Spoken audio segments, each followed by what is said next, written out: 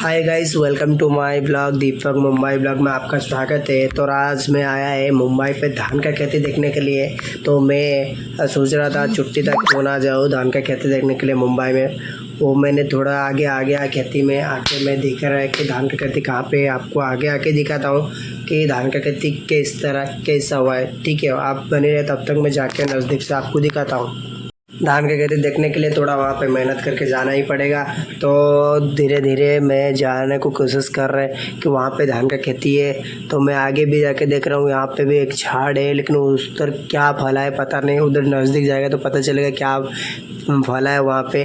तो धीरे धीरे मैं आगे जाके आपको दिखाता हूँ, धान का खेती दिखाता हूँ। पहला कैसा किस तरह हुआ है धान का